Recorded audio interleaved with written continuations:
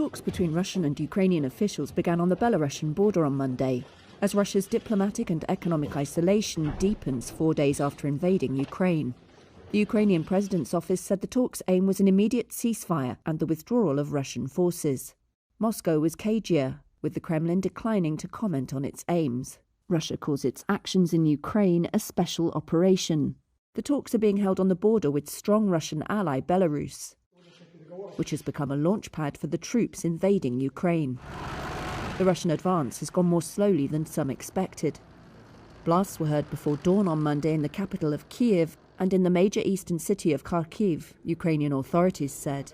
But Russian ground forces' attempts to capture major urban centres had been repelled, they added. Russian forces seized 2 small cities in southeastern Ukraine and the area around a nuclear power plant, Moscow's Interfax news agency said. But they ran into stiff resistance elsewhere.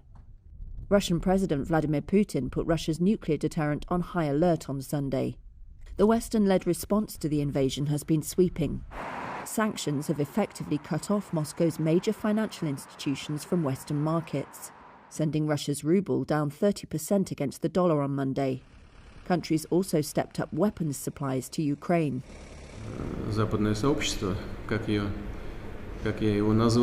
Putin called the West an empire of lies on Monday.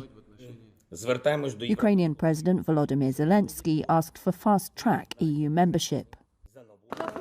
The European Union is preparing to grant Ukrainians who flee the war the right to stay and work in the 27-nation bloc for up to 3 years, senior EU and French officials said. According to the UN Refugee Agency, more than 500,000 people have fled from Ukraine to neighbouring countries. It was not clear whether any progress could be achieved in the talks. At least 102 civilians in Ukraine have been killed since Thursday, but UN Human Rights Chief Michelle Bachelet said on Monday the real figure is feared to be considerably higher.